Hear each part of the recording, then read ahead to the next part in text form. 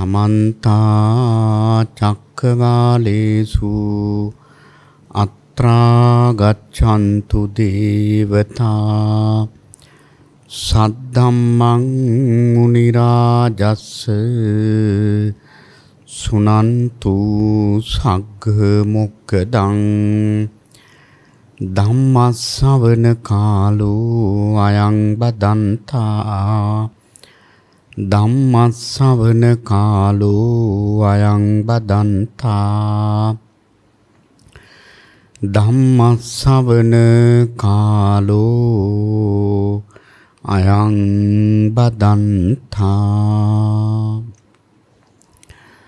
නමෝ තස්ස භගවතු අරහතු සම්මා සම්බුද්දස්ස නමෝ තස්ස භගවතු අරහතු සම්මා සම්බුද්දස්ස නමෝ තස්ස භගවතු අරහතු සම්මා සම්බුද්දස්ස ලාභෝ අලාභෝ අයසෝ යසෝච නින්දාප සංසාච සුඛංච දුක්ඛං ඒතේ අනිච්චා මනුජේසු ධම්මා අසස්සතා විපරිණාම ධම්මාති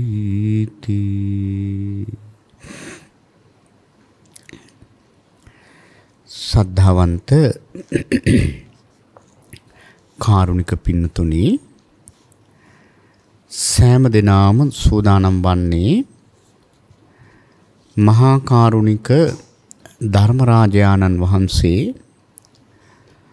ලොවට සැනසෙල්ල පිණිස දේශනා කොට වදාළ වටිනා දහම් පදයක් කාලය පමණින් ශ්‍රවණය කරන්නටයි පින්වත් හැම දිනාගේම අපේක්ෂාව බලාපොරොත්තුව. අද ධර්ම දේශනාවෙහි දායකත්වයේ බාර අරගෙන කටයුතු කරන්නේ මහනුවර වටපළුව ප්‍රසන්න මාවතේ අංක 14 නිවසේ පදිංචි සුමනා ඇහැලේපොළ ස්වර්ණා ඇහැලේපොළ කියන සෝවිරියන් දෙදෙනා සහ ශ්‍රී අමරසිංහ මහත්මයා නාලක බණ්ඩාර එවැගේම නලින්ද බණ්ඩාර අංජලි කුමාරි කියන දූපුතුන් කල්යාණ මිත්‍ර සමාගමක් බවට පත් වෙලා තමයි අද මේ මහා ධර්ම දානමේ පින්කම සිද්ධ කරන්නේ. ඉතින් මේ හැම දිනාටම මේ කුසල් උතුම් ධර්ම අවබෝධයේ පිණසම වේවා කියන ආශිංසනෙන් අපි මේ ධර්ම දේශනාව ආරම්භ කරනවා. පින්නතුනි අද ධර්ම දේශනාව සඳහා මාතෘකා ස්ථානයේ තබා ගන්නට යෙදුනේ අංගුත්තර නිකායේ අට්ඨක නිපාතයේ සඳහන් වන ලෝක ධම්ම සූත්‍රය. බොහෝම ප්‍රකට සූත්‍ර දේශනාවක්. අපි පුංචි කාලේ ඉඳලම දන්න අටලෝ දහම. ඉතින් එහෙමනම් මේ පින්නතුල බලයි ඇයි මේ ප්‍රකට අපි හැමෝම දන්න මේ දේශනාව මේ ස්වාමීන් වහන්සේ මාතෘකා කළේ කියලා. පින්නතුනි මේ කාරණා ටික අපි දැනගත්තට මේ කාරණා අපේ ජීවිතයට ගැළපිලා නැහැ. සම්බන්ධ වෙලා නැහැ. අපි ගිරව් වගේ ලාභාලාභ අසායස නින්දා ප්‍රශංසා සැප දුක් කියලා අටලෝ දහම කියුවට මේ කාරණාට අපේ ජීවිතයට ගලපගත්තා නම් මේ කාරණා අටේදී අකම්පිත සිතක් ඇති කරගන්න අපි මහන්සි ගත්තා නම් ඒ කෙනා ඒකාන්තයෙන්ම ධර්මයේ සමීපයට ලං වෙච්ච කෙනෙක්. ඒ වගේම එහෙම චරිතයකට ඒ මධ්‍යස්ථ චරිතයකට උපේක්ෂාවෙන් යුක්ත කෙනෙකුට මේ ගාම්භීර ධර්මයේ ගලප ගන්න ලේසි. මොකද ඒ තැනත්තාගේ ජීවිතය තුළ ඇලීම් ගැටීම් හරීම අඩුයි. ඇලීම කියලා කියන්නේ අකුසලයක්නේ. ගැටීම කියලා කියන්නේ අකුසලයක්. එහෙමනම් මේ මධ්‍යස්ථ භාවය කියන එක පින්නතුනි ධර්මයේ යන කෙනෙකුට අත්‍යවශ්‍ය දෙයක් මේ උපේක්ෂාව. දැන් අපි කල්පනා කරලා බැලුවොත් ලෝක සම්භවයේ ඉඳලා ලෝක විනාශයේ දක්වාම සත්වයන් අතර පෙරළමින් පවතින මේ අටවැදෑරුම් ස්වභාවයට අපි කියනවා අෂ්ටලෝක ධර්මය කියලා. ලෝක උපත ලබන කවුරු වුණත් මේ ලාභ අලාභ යස අයස නිന്ദා ප්‍රශංසා සැප දුක් කියන අටලෝ ධමයට ඉඳුරාම මුහුණ දෙන්නට ඕන. කුමන බලවේගයකටවත් මේක නවත්තන්න බෑ. හරියට වාතය වගේ, ජලය වගේ, හිරු එළිය වගේ. දැන් වාතය දුප්පතාට නෑ පොහොසතාට විතරයි කියලා වාතයේ බෙදීමක් තියනවද? නෑ නේද? හිරු එළියෙත් එහෙම නෑ. හිරු එළිය කාටත් එක හා සමානයි. අන්න ඒ වගේ තමයි උගත් නූගත්, කුලීන කුලහීන, දුප්පත් පොහොසත්, බාල මහලු, සුරූපි විරූපි ඔය කාටත් එක විදිහටම මුහුණ පාණ්ඩ වන ධර්මතාටක් තමයි ලෝක ධම්ම කියලා කියන්නේ. එහෙමනම් මෙන්න මේ ලෝක ධර්ම යන් අපේ ජීවිතයට සම්බන්ධ වෙනකොට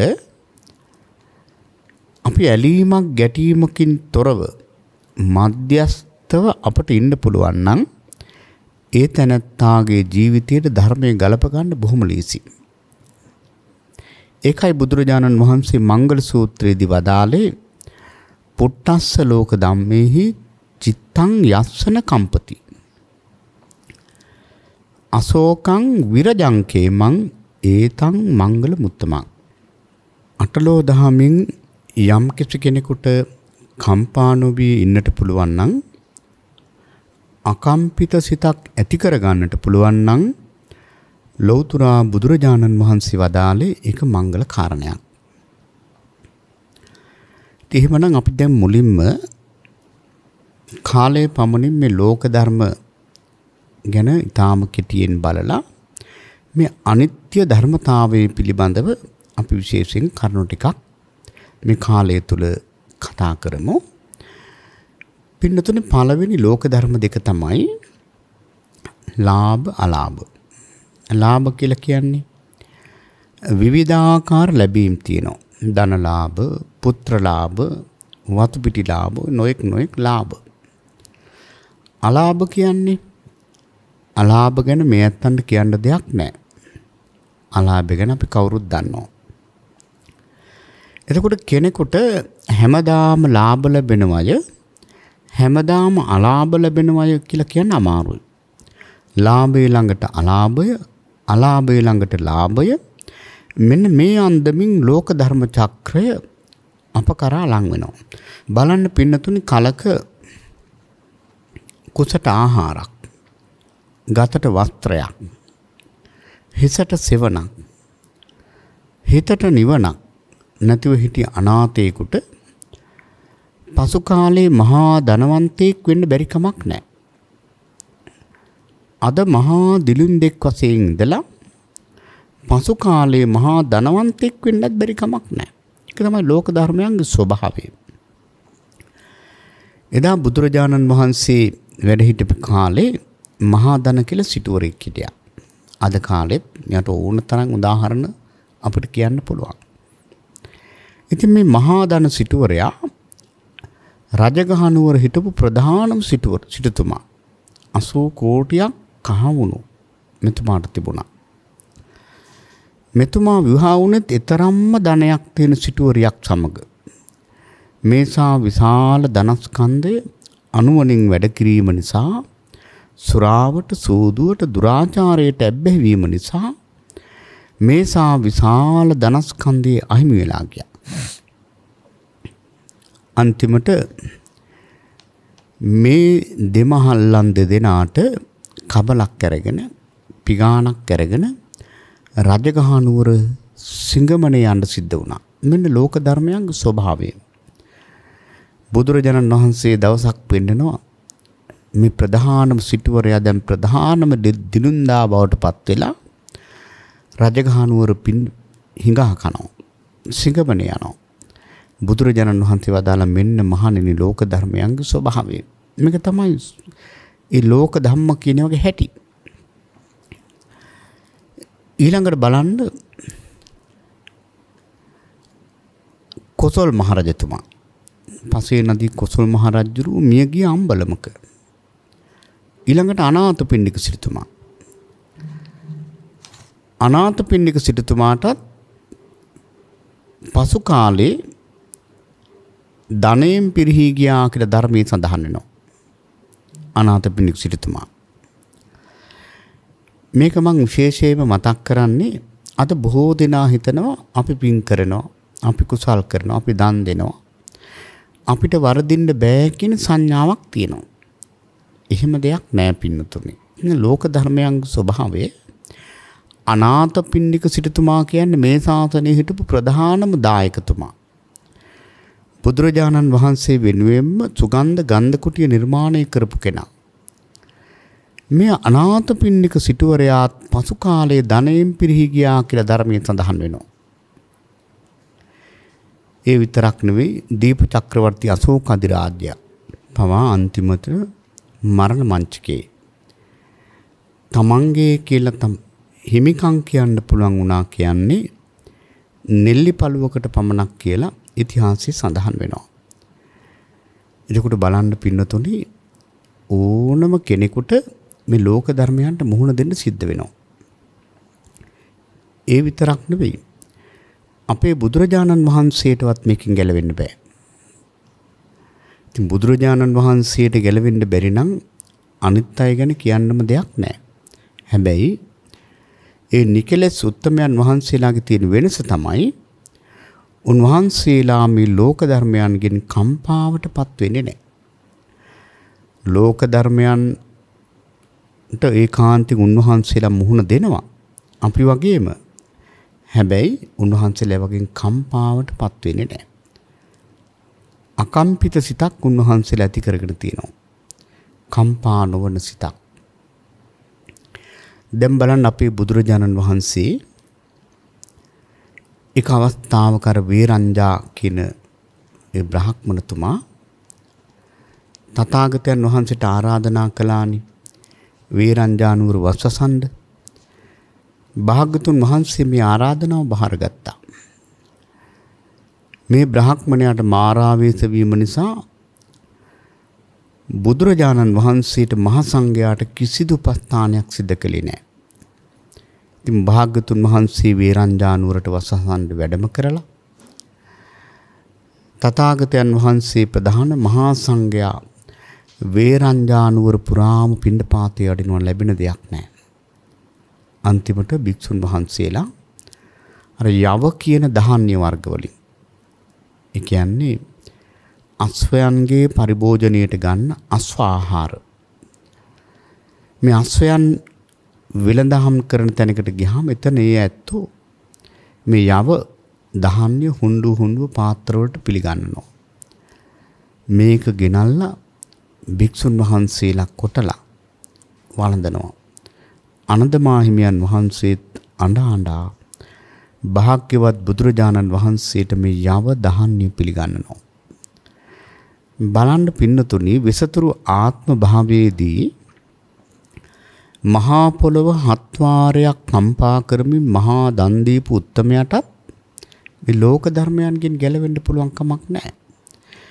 දැන් බලන්න අද භික්ෂුන් වහන්සේලා හැටියට අපිට මේ දාන මාන ලැබෙන්නේ, මේ සිවුරු, සේනාසන, මේ හැමදේම ලැබෙන්නේ බුදුරජාණන් වහන්සේගේ දාන පාරමිතාවේ මහිමේ. නමුත් බලන්න බුදුරජාණන් වහන්සේට පවා ඒ ලෝක ධර්මයන්ට මුහුණ දෙන්න සිද්ධ වෙනවා. ඒක තමයි මේකේ තියෙන ස්වභාවය. ඒකයි අපි මුලින්ම කිව්වේ මේක වාතය වගේ, ජලය වගේ, හිරු එළිය වගේ කාටත් පොදුයි. හැම කෙනාටම සාධාරණයි. ඊළඟට බලන්න බුදුරජාණන් වහන්සේ තවත් අවස්ථාවක පිපාසයට පැණිත්තක් හොයාගන්න බැරි වෙච්ච අවස්ථා තියෙනවා. එහෙම අවස්ථා නැත්තේ නෑ තියෙනවා. එක අවස්ථාවක අර 16ක් විසින් සුන්සාලෙන් කොටලා අල්ලේ තියලා පදම් කරගත්ත ලුණු දාන්නවත් ලුණු ටිකක්වත් නැති රොටියකින් ඒක පුරුස්සගත්ත පින්නතුනි අඟුරේ තියලා. ඒ වගේ රොටියකින් භාග්‍යතුන් වහන්සේ අපිලා තිනවා. හැබැයි මේ කාරණා මෙහෙම වුණත් එදා අනාථපිණ්ඩික සිටුතුමා, විසාකා මහ උපාසිකාව, බන්දුල මල්ලිකාව, චිත්‍ර ගෘහපතිතුමා මේ ආදී දායක දායිකාවන්ගෙන් ප්‍රණීත ආහාර පාන ලැබුණා. සේනාසන ලැබුණා, සිවුරු ලැබුණා, ගිලන්පස ලැබුණා. හැබැයි බුදුරජාණන් වහන්සේ ඒ ලැබීම් නොලැබීම් දෙකේදී සමසිත ඇතිව උපේක්ෂාවෙන් ඒ සියල්ලම බාර අරගෙන තියෙනවා. එහෙමනම් අපි සරණ ගිය භාග්‍යතුන් වහන්සේ ඒ සියල්ල මධ්‍යස්ථ සිතින් පිළිගත්තා නම් අපිත් පුරුදු වෙන්නට ඕන ලාභයේදී මධ්‍යස්ථ වෙන්න. දැන් බලන්න අද බොහෝ දෙනා ලාභයක් ලැබුණාම උඩින් යන්නේ. අලාභයක් ලැබුණාම කම්පා වෙනවා, ශෝක කරනවා, ලත වෙනවා, අඬනවා, ඔළුව බිත්තියේ ගහ ගන්නවා අලාභයක් වුණාම. බලන්න පින්නතුනේ මේ අවස්ථා දෙක. ලාභයක් ලැබුණාම පුදුම ආස්වාදයකින් ඒකෙම ඇලිලා ඉන්නවා කියලා කියන්නේ කොච්චර අකුසල්ද? ඒ වගේම පාඩුවක් වුණාම කම්පා වෙනවා කියලා කියන එතන තනිකරම ද්වේෂය තියෙන්නේ. තමන් අකමැති දෙයක් සිද්ධ වෙච්ච නිසා එතන පටිගය තියෙන්නේ. මේ දෙකම අකුසල්. ඇලීම කියන්නේත් භයානකයි, ගැටීම කියන්නේත් භයානකයි. කෙනෙකුට පින්නතුනි මැරෙන මොහොතේ ඇලීමක් ඇති වුණත් අපාය යනවා, ගැටීමක් ඇති වුණත් අපාය යනවා. එතකොට බලන්න මේ මධ්‍යස්තව ඉන්නවා කියන එක කොච්චර වටිනවද? ඒකයි මම කිව්වේ අපිට ලෝක ධර්ම කටපාඩම්. අටලෝ දහම. නමුත් ජීවිතයට බිඳුවක්වත් ගැලපිලා නැහැ. ඉතින් මේ කාරණා ටික ජීවිතවලට ගැලපෙනවා නම් පින්නතුනි ඒ තැනත්තා ඒකාන්තෙන් සුගතිගාමී වෙනවා. ඒ නිසා මේක පුංචි දෙයක් හැටියට කවුරුත් හිතන්න එපා. හැම කෙනෙක්ම මේ ගැන හොඳ කල්පනාවෙන් ඉඳලා ලාභයක් ලැබෙනකොට යම් පුතඥයෙක් හැටියට සතුටක් ඇති වෙනවා තමයි. හැබැයි ඒක මහා උද්ධාමයක් කරගෙන, මහා බැඳීමක්, ආස්වාදයක් කරගෙන දඟලන්න එපා. එහෙම වුණොත් පින්නතුනේ එතන ලෝභය හොඳට වැඩ කරනවා. ඊළඟට තමන් අකමැති අලාභයක් සිද්ධ වුණොත් අර විදියට කම්පා කරන්නේ නැතුව, අඬන්නේ නැතුව, ලත වෙන්නේ නැතුව මධ්‍යස්තව සියල්ල දරා ගන්න පින්නතුලා ටික ටික. ඒක පාරමියක් කරන්න කියනව නෙවෙයි. ටික ටික ජීවිතේට මේව ගලප ගන්නට ඕන. හැබැයි මේ දේ හොඳට ගලප ගන්න පුළුවන් අනිත්‍ය සංඥාව හොඳට ප්‍රගුණ කරන අයට. අනිත්‍ය සංඥාව හොඳට ප්‍රගුණ කරන කෙනාට ලාභයක් ලැබුණත් එයා දන්නවා මේක හැමදාම තියෙන දෙයක් නෙවෙයි. අලාභයක් ලැබුණත් එයා දන්නවා මේක මේ අනිත්‍ය දෙයක්, නිට්ටය නැති දෙයක්. එහෙම කෙනාට මධ්‍යස්තව කාලය ගත කරන්න පුළුවන්. ඒ පළවෙනි එක. දෙවෙනි එක යස අයස, කීර්තිය අපකීර්තිය. අපේ බුදුරජාණන් වහන්සේගේ ගුණഘോഷාව දෙව්ලොව බඹලොව දක්වා විහිදී ගියා. උන්වහන්සේගේ සහනශීලත්වය, අසරණයන්ට පිහිටවීම, මහා කාරුණිකත්වය මේ ආදී ගුණයන් නිසා බොහෝ අය බුදුරජාණන් වහන්සේට ගරු බුහුමන් කළා. මේ කීර්ති ඉවස ගන්න බැරි විච්ච අන්‍ය තීර්ථකයෝ බුදුරජාණන් වහන්සේට අභූතයෙන් චෝදනා කළා. පින්නතුල දන්නවා අර සුන්දරී පරිබ්‍රාජිකාව කියන තැනැත්තිය මරලා දෙව්රම් විහාරී මල්ලාසනයක් ඇතුලේ හැංගුවා. හංගලා ප්‍රසිද්ධ කළා මෙන්න ශ්‍රමණ භවත් ගෞතමයන්ගේ වැඩ. මේ රූප සුන්දරිය දූෂණය කළා. අන්තිමට මරලා. භික්ෂුන් වහන්සේ නමකට පාරේ බහලා යන්න බෑ. ඒ වෙලාවේ බුදුරජාණන් වහන්සේ වදාළේ ඔවා ගණන් ගන්න එපා.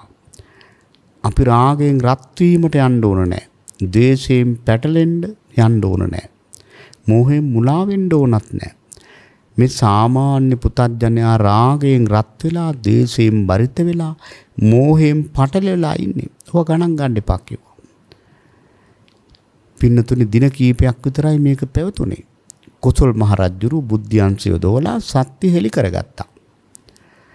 ඉතින් බලන්න බුදුරජාණන් වහන්සේ මේ කීර්තිය අපකීර්තිය කියන මේ අවස්ථා දෙකේදීම සමසිත ඇති වෙඳලා තියෙනවා. එහෙනම් ශ්‍රාවකයන් හැටියට අපිත් මේක ජීවිතයට ගලප ගන්න ඕන.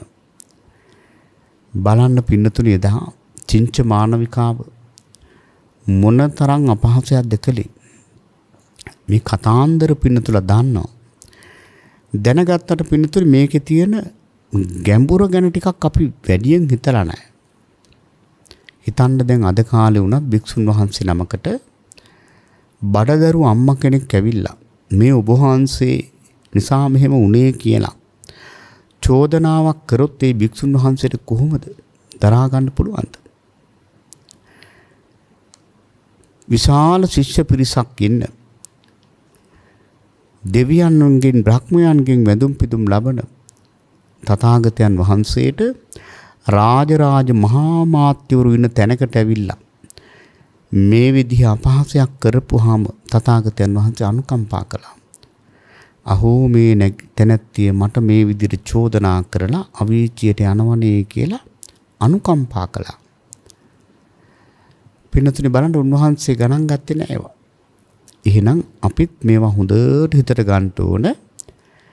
අපි නිවැරදි නම් පින්නතුනි අපි නිශ්ශබ්ද වෙන්න ඕන. එතකොට ප්‍රශ්නේ විසඳිලා යනවා. නේද? කලබල වෙන්න නරකයි. එහෙමනම් පින්නතුලට දැන් තේරෙනවා කීර්ති අපකීර්ති කියන මේ අවස්ථා දෙක. කීර්තියක් ලැබෙනකොට සමහරු මාන්නෙන් ඉදමිලා නැති කෙලෙස් ඇති කරගන්නවා. මේ නම්බුවක් වෙනුවෙන් කීර්තියක් වෙනුවෙන් අපකීර්තියක් ලැබෙනකොට ඒ වගේමයි ඇත්තෝ. එතකොට දරා ගන්න බෑ එළියට බහින්නේ නැහැ ගෙදරින්. ඒ විතරක් නෙවෙයි සමහරු පින්නතුනි කල්පනා කරලා තමන්ගේ ජීවිත පවා නැති කරගන්නවා. කොච්චරවත් ඒ වගේ ප්‍රවෘත්ති අපිට අහන්න ලැබෙනවා. ඉතින් බලන්න මේක පොඩ්ඩක් ඉවසීමෙන් දරාගත්තා නම් මොනතරම් ඒ ප්‍රශ්නේ ඉක්මනින් විසඳිලා යනවද? මේ ප්‍රශ්නවලදී පින්නතුනි පුළුවන් තරම් අපි ඉවසන්න පුරුදු වෙන්න ඕන. දැන් අපකීර්තියක් අපි හිතමු අපිට ආරංචියෙන් දැනගන්න ලැබෙනවා. මෙන්න මෙහෙම දෙයක් ඔයා කරාලු, මෙන්න මෙහෙම දෙයක් හැමතැනම පැතිරෙනවා. අන්න ඒ වගේ වෙලාවට පින්නතුනි අපි ටිකක් හොඳට මේ ධර්මයේ අපේ ජීවිතේට ගලප ගන්න ඕන. අපි කල්පනා කරන්න ඕනේ හරි. දැන් මට මේ ආරංචි ආවේ කොහෙටද? මගේ කනට. කනටනේ ඔක ආවේ. ඒ ආපු ආරංචිය ඒක තමයි ශබ්දය. එතකොට අපි කල්පනා කරනවා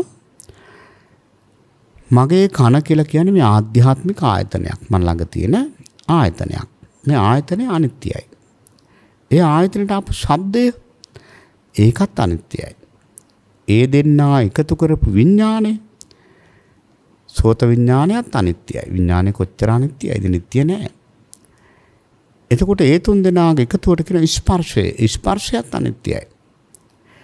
ඒ ස්පර්ශය නිසා වේදනාවක් විඳිනවා. දැන් දුක් වේදනාව විඳිනවා මේ නරක ආරංචයන් නිසා. අපකීර්තිය නිසා දුකක් දැනලා තියෙනවා. ඒකත් අනිත්‍යයි. ඒකත් හැමදාම තියෙන්නේ නෑ. ඒ දුක් වේදනාව නිසා ඇති වෙන ගැටීම ඒකත් අනිත්‍යයි. ඔය විදිහට හිතන්න පුළුවන් නම් පින්නතුනි අනිවාර්යෙන්ම අපට ප්‍රශ්න වලින් ගැලවෙන්න පුළුවන්. එනිසා කිසිම අවස්ථාවක අනවශ්‍ය විදිහට ප්‍රශ්නවලදී කලබල වෙන්න එපා. බොහෝම කල්පනාවෙන් අපි මේ ප්‍රශ්නවලට මුහුණ දෙන්නට ඕන. ඉතින් මේකෙදි විශේෂයෙන්ම මතක තියාගන්නට ඕන කීර්ති අපකීර්ති දෙකේදී ලාභ අලාභ දෙකේ වගේම මහා උද්ධාමයකට යන්නේ නැතුව මහා කම්පාවකටත් යන්නේ නැතුව මධ්‍යස්තව දරා ගන්නවා නම් එතන විශාල ධර්මයක් තියෙනවා. ඒ දෙවෙනි ලෝක ධර්ම දෙක. ඊළඟට පින්නතුනේ තුන්වෙනි ලෝක ධර්ම දෙක තමයි නින්දා ප්‍රශංසා. නින්දාව කියලා කියන්නේ අගුණ කතනය. ප්‍රශංසාවේ කියලා කියන්නේ ගුණ කතනය. එතකොට මේ නින්දා ප්‍රශංසා කියන මේ දෙකත් මනුස්සයා කරා මිනිසා කරා වරින් වර ළඟා වෙනවා. කුමන බලවේගයකින්වත් මේක නවත්තන්න පුළුවන් කමක් නැහැ. මේකටත් අපි අනිවාර්යෙන් මුහුණ දෙන්න සිද්ධ වෙනවා අපට. ගුණ කතනය සහ අගුණ කතනය. නින්දා ප්‍රශංසා. පින්නතුනේ අපේ බුදුරජාණන් වහන්සේගේ ජීවිතේම ගත්තහම අපේ බුදුරජාණන් වහන්සේ තරම් නින්දා අපහාසවලට ලක් වෙච්ච ශාස්ත්‍රවරයෙක් ලෝකේ මං හිතන්නේ නැහැ. ඒ තරම් උන්වහන්සේ මේ නින්දාවට භාජනය වෙලා තියෙනවා. දවසක් භාග්‍යවතුන් වහන්සේ මහා කරුණා සමාපත්තියට සමවැදිලා ලෝකය බලනවා. මං අද කාටද පිහිට වෙන්න ඕන? තථාගතයන් වහන්සේ දකිනවා මාගන්ධියා කියන බ්‍රහ්මණයා. එතුමාට මාර්ගඵල ලබන්න පින තියෙනවා. තථාගතයන් වහන්සේ එතෙන්ට වඩිනවා. මාගන්ධිය බ්‍රහ්මණයා කියලා කියන්නේ තනිකරම අන්ධ භක්තිකයෙක්. ගිනි දෙවියන් පුදන කෙනෙක්. ගිනි දෙවියෝ පුදනවා කියලා කියන්නේ ඉතින් ඔය ගිතෙල්, තල තෙල් වගේ වටිනා තෙල් දාලා ඒ ගින්දරට දානවා රත්තරම් මැණික්. ඉතින් ඒ ගින්දරෙන් දෙවියෝ පුදනවා. අන්න ඒ වගේ මෝඩ අන්ධ භක්තිකයෙක්. පින්නතුනි බුදුරජාණන් වහන්සේ තෙන්ට වැඩම කරනවා. ඉතින් වැඩම කරපුවාම මේ බ්‍රහ්මණයා පුදුම වෙනවා මේ රූපය දැකලා. පුදුම වෙලා හිතනවා අනේ මේ තරුණයා මේ ශ්‍රමණයා හරිම ලස්සනයි. මෙයාට ගැලපෙනවා මගේ දුව. මාගන්ධියා කියලා මේ දියණියක් හිටියා. මෙයා බොහොම රූප සම්පන්නයි. ඒ රටේ හිටපු රජුරුවොත් මෙයා ඉල්ලුවා ඒත් දුන්නේ නැහැ සරණ පාවා ගන්න. ගැලපෙන්නේ නැහැ කියලා. දුවගේ රූපයට ගැලපෙන හොඳම රූපය තමයි මේ ශ්‍රමණයාට තියෙන්නේ කියලා දුවගෙන ගියා ගෙදර. පොඩ්ඩක් ඉන්නකෝ මේ ශ්‍රමණයන් වහන්සේට. දුවගෙන ගිහිල්ලා තමන්ගේ බිරිඳට කිව්වා ඉක්මනට දුව හොඳට අඳන්න. දුව අඳගෙන මේ බිරිඳයි ස්වාමියායි දෙන්නම දුව එක්කරගෙන ආවා බුදුරජාණන් වහන්සේ ළඟට. බුදුරජාණන් වහන්සේ වෙලාවේ මේ බ්‍රහ්මණයාට කියන බමුණ මම මුලින් කාරණයක් කියන්න ඕන. ඒ තමයි එදා ගිහිගේ නික්මිලා මම යසෝදරාවණනි බිරිඳක් අතහැරලා රහල් කුමරුන් වැනි පුත්‍රවණක් අතහැරලා රම්ම්‍ය සුරම්ම්‍ය සුබයනි මාලිගා අත්හැරලා කිඹුල්වත්පුර වැනි රාජධානියක් අත්හැරලා සතර මහා නිධානය අත්හැරලා මම ගිහිගේ නික්මිලා මිනිස්සෙකුට හිතන්නවත් බැරි මහා දුෂ්කර ක්‍රියාවක් කළා. අන්තිමට මම මධ්‍යම මාර්ගයට ඇවිල්ලා මාර පරාජය කරන වෙලාවේ මාරයාට වෙන පරාජය දරා ගන්න බැරුව ආපු තණ්හා රති රංගා කිනේ මාර ස්ත්‍රීන් තුන්දෙනා දැකලවත් මට පංචකාමයේ කිසිදු ආසාවක් ඇති වුණේ නැහැ. ඉතින් මේ අසුචි හා මූත්‍ර පිරුණු නුඹගේ දුව මගේ මේ කකුලෙන්වත් මං ස්පර්ශ කරන්න කැමති නෑ කියලා බුදුරජාණන් වහන්සේ වදාලා. උන්වහන්සේ වදාලේ අහන්නාගෝව සංගාමි. උන්වහන්සේ වදාලේ දිස්වාන තණ්හං අරතින් රංගංච නාහෝසි ඡන්தோ අපි මේ තුනස්මින් කිමෝ විදම් මුත්ත කරීස පුන්නං පාදාපිනං සම්පුසිතින්නච්චි. තණ්හා රති රංගා කියන මාර ස්ත්‍රීන් දැකලවත් මට කිසිදු කැමැත්තක් ඇති වුණේ නැහැ. එහෙමනම් මේ උඹගේ දුව ගැන කවර කතාවද? මේ අපවිත්‍ර දෑ පිරිච්ච මේ ශරීරයේ මගේ කකුලෙන්වත් මං ස්පර්ශ කරන්න කැමති නැහැ. පින්නතුනි මේ දේශනාව අහපු ගමන් අර මිත්‍යා දෘෂ්ටික බමුණා බැමිණිය සෝහාන් සකදාගාමි අනාගාමි ඵලයටපත් වුණා. හැබැයි තාත්තයි අම්මයි මාර්ගඵල ලැබුවට දුව බුදුරජාණන් වහන්සේ කෙරෙහි වෛර බැඳගත්තා. අර බලන්න මේ ධර්ම ශ්‍රවණය වුණත් යෝනිසෝ මනසිකාරය නැත්තම් පළක් නැහැ. අම්මයි තාත්තයි බොහොම නුවණින් මේක ඇහුවා. මගඵල නිවන් අවබෝධ කළා. දියණිය හාත්පසින්ම වෙනස් දෙයක් උනේ බුදුරජාණන් වහන්සේ කෙරෙහි වෛර බැඳගත්තා. මේ දෙමහල්ලෝ දෙන්න තමන්ගේ දියණිය ඥාතීන්ට බාර දීලා සසුන්ගත වෙලා එයත් සසර ගමන නිමා කළා. ඉතින් කාලය ගෙවි ගියා. බුදුරජාණන් වහන්සේ කොසඹෑ නුවරට වැඩම කළා. කොසඹෑ නුවරට වැඩම කරන මේ කාලෙ වෙනකොට අර මාගන්දියා කියන තරුණිය කොසඹෑ නුවර රජකම් කරපු උදේනි මහරජුරුවන්ගේ අග්‍රමහේසිකාව. බුදුරජාණන් වහන්සේ වැඩියා කියනකොට මොන්න පරණ වෛරය මතක් වුණා. මම දෙන්නම් මේ ශ්‍රමණයාට කියලා කල්පනා කළා. ඒ මොකද දැන් හොඳ අවස්ථාව රජුරුවන්ගේ නෝනා. ඒ රටේ ඉන්න ඔය රත්යාදුකාරයන්ට සල්ලි දුන්නා. භාග්‍යතුන් වහන්සේ යන හැම තැනටම ගිහින් චෝදනා කරන දොස් කියන්න. මේ අයත් ඒකම කළා. පින්නතුනි ආනන්ද ස්වාමීන් වහන්සේ කියලා කියන්නේ රහත් වෙච්ච කෙනෙක් නෙවෙයි. සාමාන්‍යයෙන් සෑම බුදු කෙනෙකුගේම උපස්ථායකයන් වහන්සේ රහත් වෙන්නේ නැහැ. ඒකට හේතුව තමයි රහත් උනාට පස්සේ පින්නතුනි නියම විදිහට අර මමායනේ නියම උපස්ථානයක් කරගන්න අමාරුයි. උන්වහන්සේ දන්නවා මේ වැඩක් නැති දෙයක් මේ පංචස්කන්ධයක් කියන සංඥාව උන්වහන්සේ තුළ නිතරම තියෙනවා. හැබැයි රහතන් වහන්සේලා බුදුරජාණන් වහන්සේට පුදුමාකාර ගෞරවයක් තියෙනවා. නමුත් අර උපස්ථායකයන් වහන්සේ කාන්තෙන් සෝතාපන්න කෙනෙක්. උන්වහන්සේට රාග දේශ තියෙනවා. හැබැයි ඒවා ඕලාරික නෑ. හැබැයි බුදුරජාණන් වහන්සේට පුදුමාකාර ආදරයක් බැඳීමක් තියෙනවා. බුදුරජාණන් වහන්සේට තියෙන බැඳීම නිසාම දැන් මේ නගරේ මිනිස්සු දොස් කියනකොට ආනන්ද හාමුදුරන්ට ඉවසන්න බෑ. ඇවිල්ලා කිව්වා ස්වාමීනි මේ නගරේ මිනිස්සු අපට බයිනවා. අපි වෙන නගරයකට යමු. හොඳයි ආනන්ද ඒ නගරෙදිත් බැන්නොත් මොකද කරන්නේ? ස්වාමීනි තව නගරයකට යමු. හොඳයි ඒ නගරෙදිත් බැන්නොත් තවත් නගරයකට යමු. හොඳයි ඒ නගරවලදීත් බැන්නොත් එයින් නොනවිති තවත් නගරවලට යමු. බුදුරජාණන් වහන්සේ වදාළ ආනන්ද ඒ ෑම සුදුසු නෑ. යම් තැනකදී ප්‍රශ්නයක් ඇති වුණොත් ඒ අධිකරණයේ විසඳලා තමයි අනිත් තැනට යන්න ඕන. එහෙම දේශනා කළා.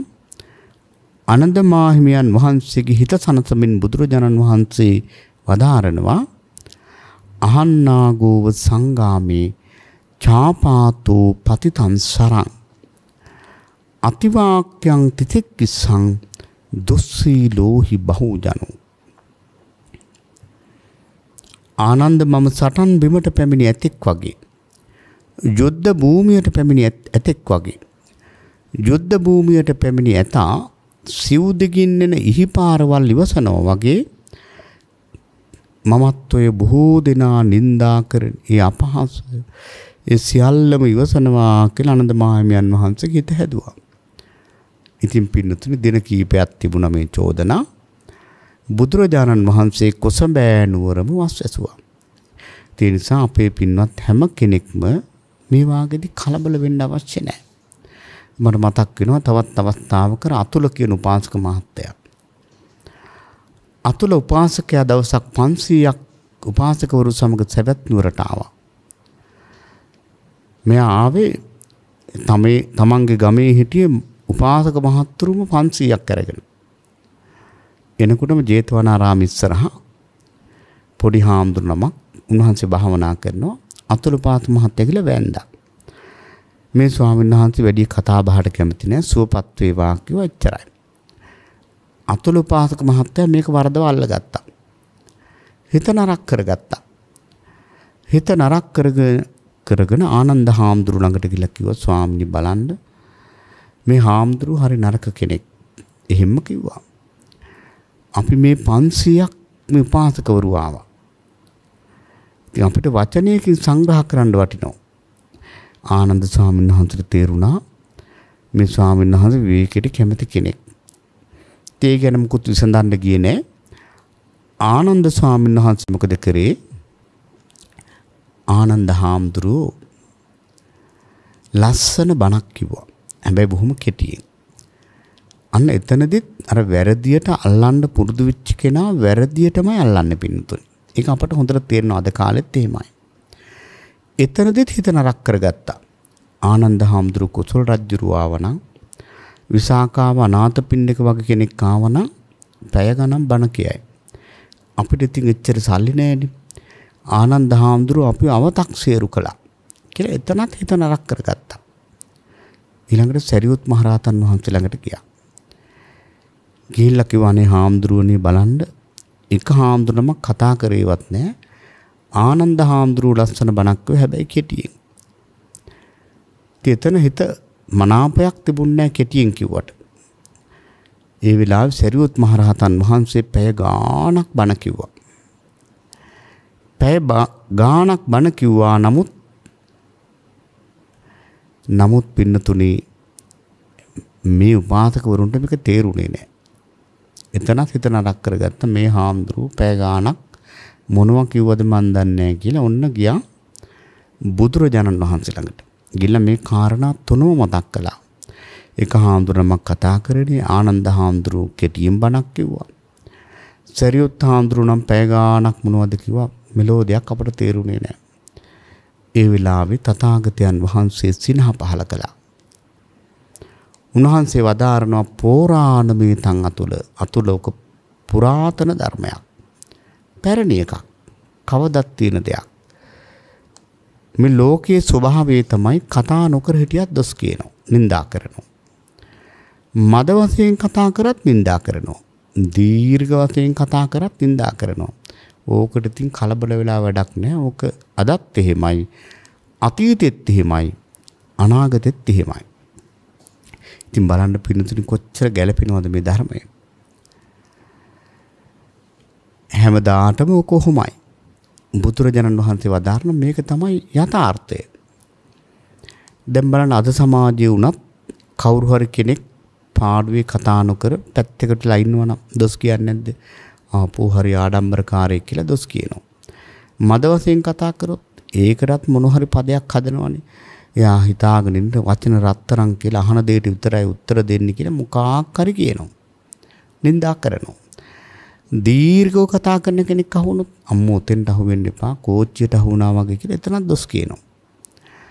එතකොට බලන්න පින්නතුනි බුදුරජාණන් වහන්සේ වදාारण මේක පුරාතන ධර්මයක්. මේක හැමදාම මෙහෙමයි. එහෙමනම් අපි හැමෝම තේරුම් ගන්න ඕන මේ නින්දාව කියන එක පින්නතුනි අපි ඉවසන්නට ඕන දෙයක්. බලන්න වවුලෝ එන්නේ ඵල තියෙන ගස් වලට. ඵල නැති ගස් වලට වවුලෝ එනවද? නෑ නේද? දැන් ගිරව්, ලේන්නු, ඒ වගේ සත්තු එන්නේ පින්නතුනේ ඵල තියෙන ගස් වලට. ඵල නැති ගස් වලට එන්නේ නෑ. අන්න ඒ වගේ තමයි මේ සමාජයේ ස්වභාවය. යම් කිසි මෙහෙයක් කිරීමට ඉදිරිපත් වුණ කෙනෙකුට තමයි විවිධාකාර දෝෂාරෝපණයන්ට ඉලක්ක වෙන්න සිද්ධ වෙන්නේ. ඒක තමයි යථාර්ථය. ඒ නිසා ඔක තේරුම් අරගෙන අපි කටයුතු කරන්නට ඕන. අපේ බුදුරජාණන් වහන්සේ තරම් අපි නැවත නැවත මතක් කරන්නේ මේ නිന്ദා අපහාස වලට ලක්විච්ච සාත්‍රෝරෙක් නෑ. එහෙනම් ඒ අනුව යන ශ්‍රාවකයන් හැටියට මේ නිന്ദා අපහාස ගණන් ගන්නේ නැතුව ප්‍රශංසාවේදී ඕනුවට වඩා ඉදමින් නැතුව උඩින් යන්නේ නැතුව නිന്ദාවේදී කම්පා වෙන්නේ නැතුව මධ්‍යස්තව කටයුතු කරන්න පුළුවන් නම් ඒක ඊටාම වටිනා දෙයක්. අවසාන ලෝක ධර්ම දෙක තමයි සැප දුක නැත්නම් දුක සැප. සම්මුති වශයෙන් සැපයි දුකයි කියලා දෙකක් තිබුණට බුදුරජාණන් වහන්සේ නම් දේශනා කළේ දුක්ඛේ ලෝකේ පතිට්ඨිතෝ. මේ ලෝකේ පිහිටලා තියෙන දුකේ. හැබැයි ඉතින් සාමාන්‍ය කෙනා දුකයි සැපයි කියලා දෙකක් ඇත්තටම තියෙනවා. පින්නතුනේ අපි ඉස්සෙල්ලම දැනගන්න ඕනේ මොකද්ද දුක් විඳිනවා කියලා කියන්නේ, මොකද්ද සැප විඳිනවා කියලා කියන්නේ. මොකද්ද දුක් සැප විඳිනවා කියලා කියන්නේ? සැප විඳිනවා කියලා කියන්නේ ඇත්තටම සැප කියලා කියන්නේ සොම්නස් උපදවන හැඟීම් සැපයි. ඒ කියන්නේ අපේ ඇහැට අපි කැමති රූප ලැබෙනවා නම් ඔන්න සැප. කනට කැමති ශබ්ද ඇහෙනවා නම් ඔන්න සැප. නාසයට කැමති ආග්‍රහණ විඳින්න ලැබෙනවා නම් ඔන්න සැප.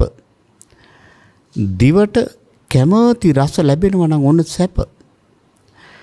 කයට කැමති පහස ලැබෙනවා නම් ඔන්න සැප. ඕක තමයි සැප කියලා කියන්නේ. ඒතර 아무තු දෙයක් නෙවෙයි. මේ ඉන්ද්‍රියන්ට තමන් කැමතිම රූප, ශබ්ද, ගන්ධ, රස, ස්පර්ශ අරමුණු ටික ලැබෙනවා නම් ඔන්න සැපයි. ඒතර දුක කියලා කියන්නේ, දුක කියලා කියන්නේ ඒකේ අනිත් පැත්ත. මේ ඉන්ද්‍රියන්ට තමන් අකමැති දේවල් ලැබෙනවා නම්, දැන් ඇහැට අකමැතිම රූප ලැබෙනවා නම් ඔන්න දුකයි. කනට අකමැති ශබ්ද ලැබෙනවා නම් ඔන්න දුකයි. බැනුම් අහන්න වගේ දේවල් ලැබෙනකොට දුකයිනේ. නාසයට අකමැති ආග්‍රහණ විඳින්න ලැබෙනවා නම් දුකයි. දිවට අකමැති රස විඳින්න ලැබෙනවා නම් ඔන්න දුකයි. කයට අකමැති පහස ලැබෙනවා නම් ඔන්න දුකයි.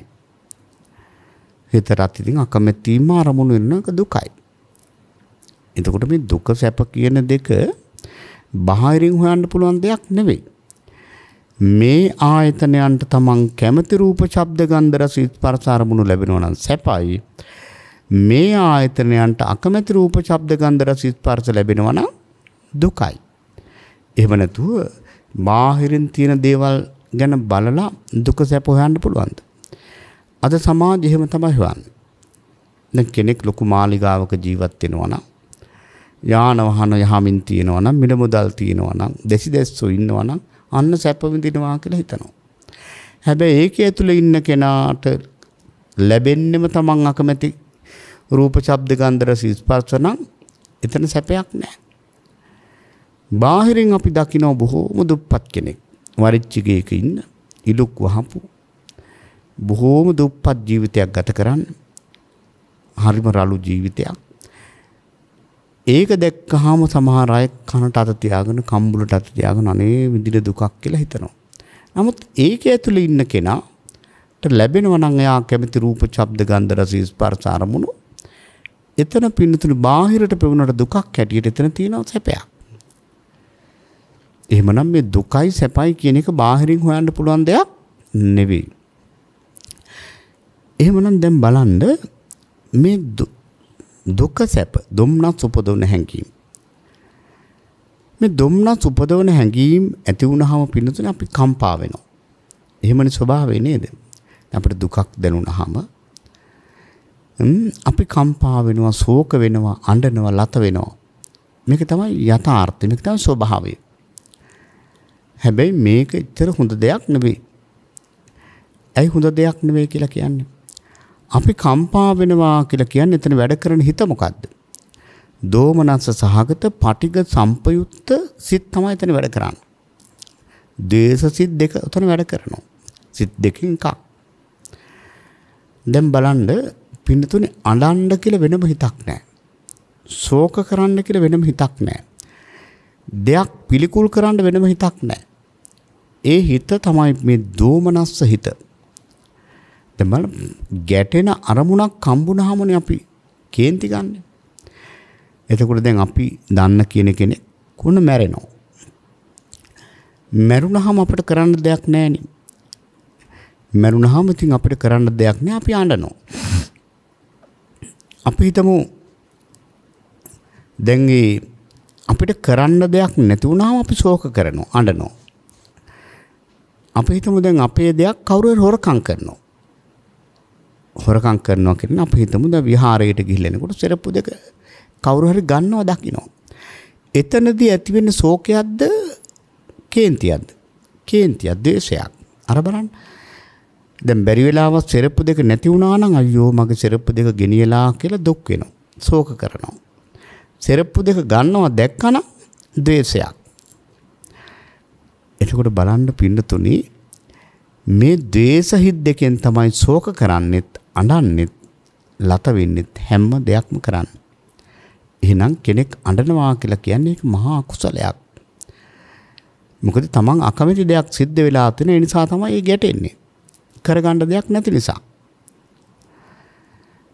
එහෙමනම් මේ දුම්නස් උපදවන අවස්ථාවවලදී අපිට ප්‍රාථමික වශයෙන් කරන්න තියෙන විශේෂ දෙයක්. ඒ දේ තමයි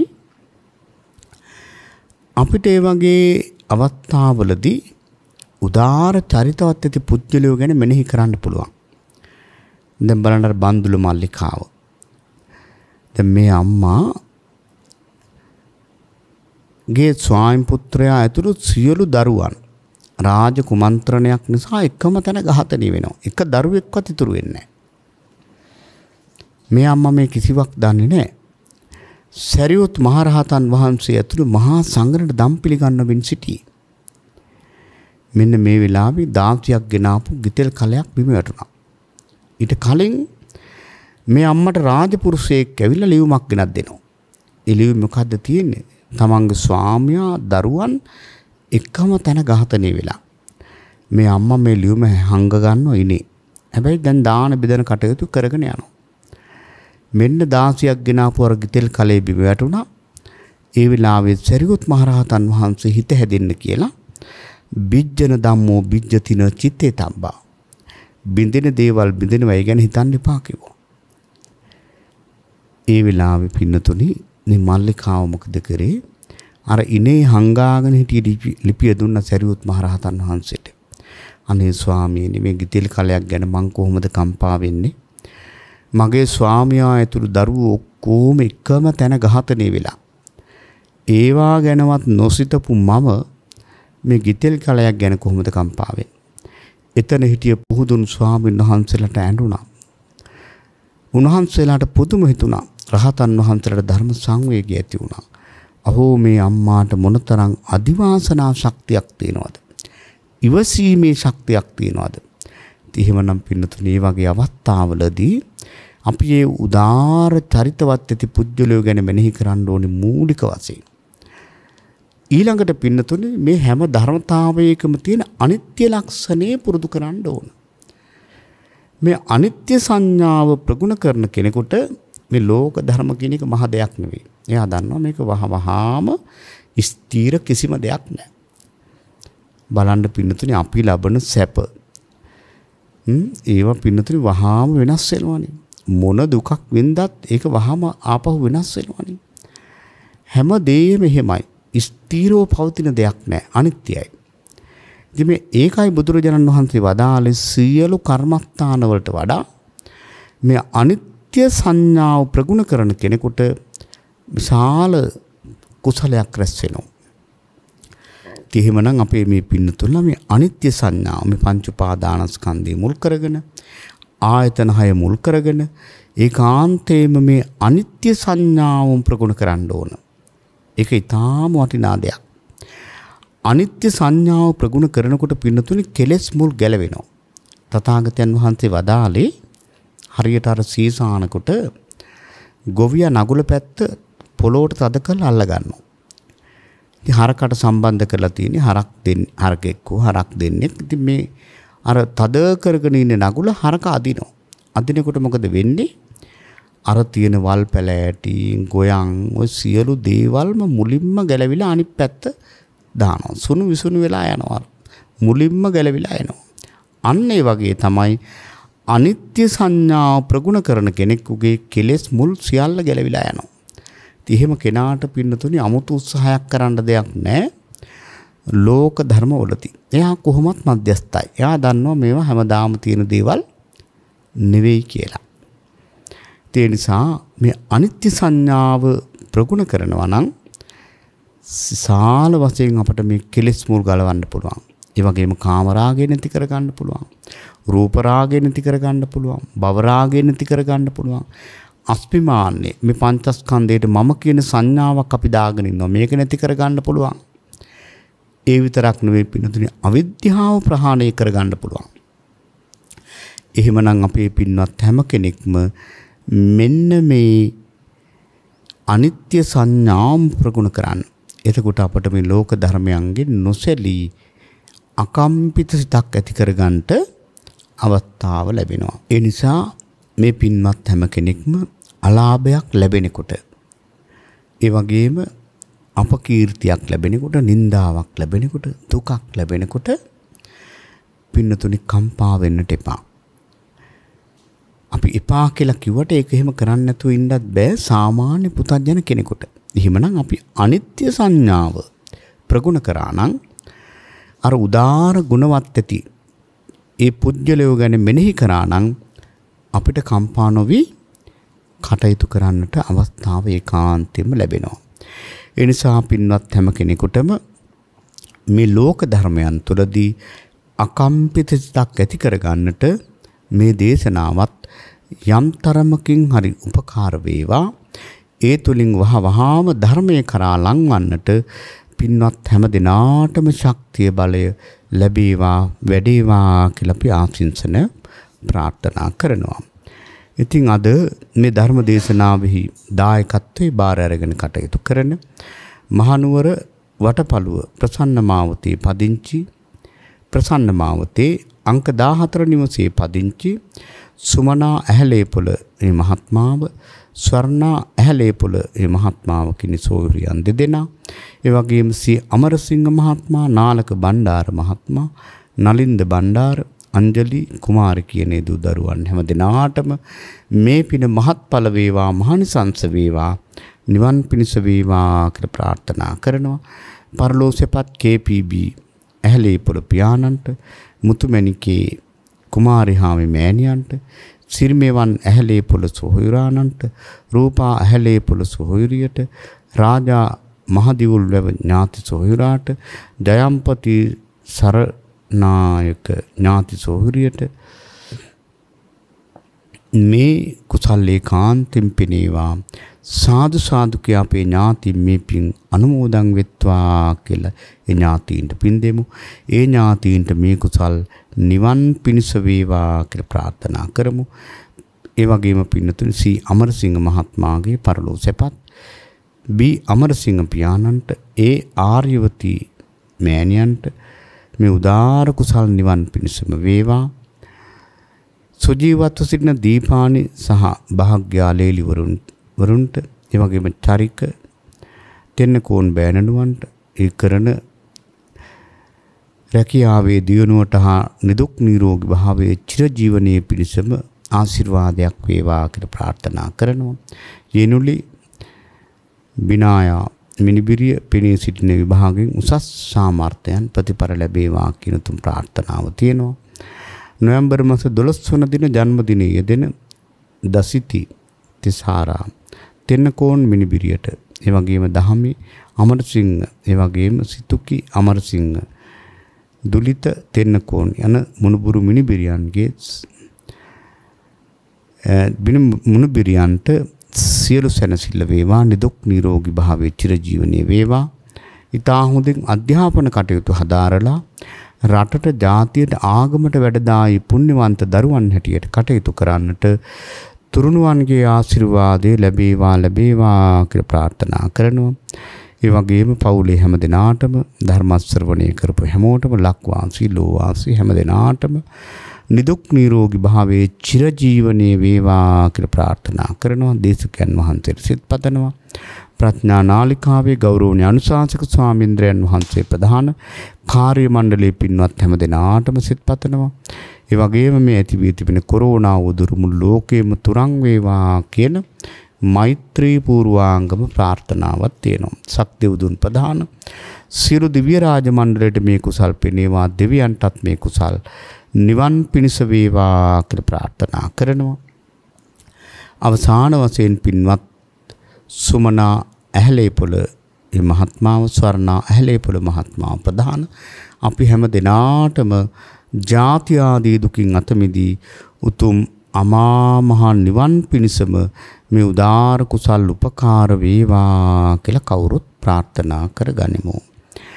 ආකාසට්ටා ච බුම්මට්ටා දේවා නාග මහිද්దికා පුඤ්ඤන්තං අනුමෝදිත්වා තිරං රක්ඛන්තු ශාසනං තිරං රක්ඛන්තු දේශනං තිරං රක්ඛන්තු මං පරන්ති.